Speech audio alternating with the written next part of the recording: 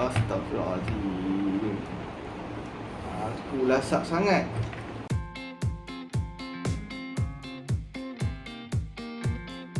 Assalamualaikum dan salam sejahtera.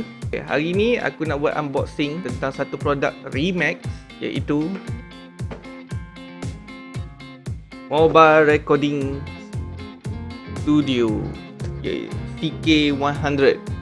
So aku beli ni dalam RM50 saja dekat area rumah aku. Aku akan unbox apa yang boleh kita dapat dengan harga RM50 produk Remax. Let's do this. Kita ada manual. Kita ada satu besi ni. Aku rasa ni besi untuk ada condenser mic kot. Okay, kita tengok je lagi. Ada tempat letak mic.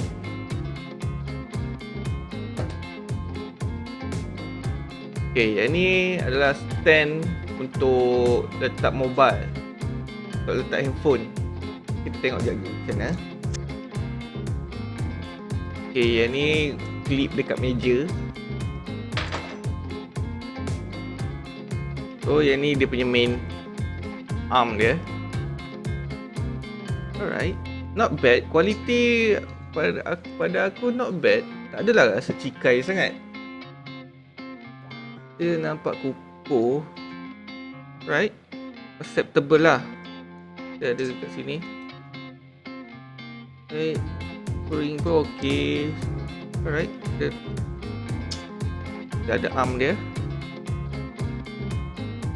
Dia ada clipper, mobile clipper.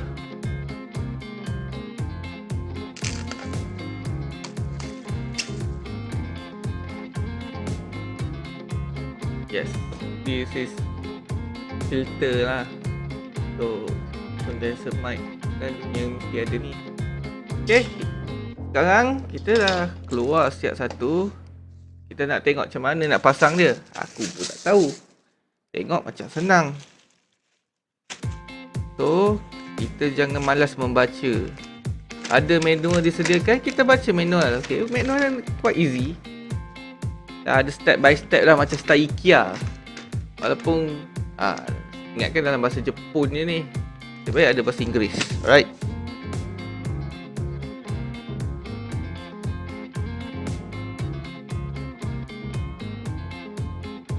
kita ambil clip ni. First clip ni okay, aku letak je lah duduk sini Ni macam apik G guys. Letak sini lah. Mikrofon head. Oh, sini ke?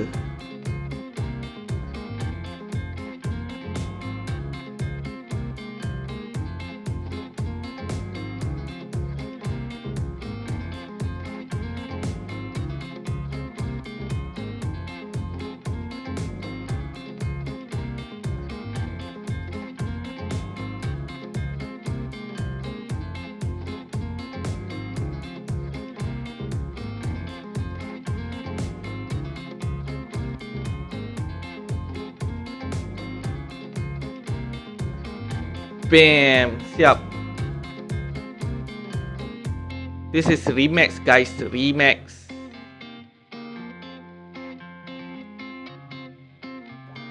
Not bad, RM50. Korang boleh cari kat Lazada, korang boleh cari kat online shopping, Shopee ke. Aku beli kat area rumah aku je, kedai gadget. Mungkin lagi murah atau maybe lagi mahal sedikit, tapi it's okay, affordable. Just nice. So aku tunjukkan stand je lah. Aku tak ada lagi mikrofon. Aku pun tengah order mikrofon. Nanti next aku akan review mikrofon yang aku order ni. So that's all guys. Remax Mobile Recording Studio Ck100. Jangan lupa subscribe. Ciao.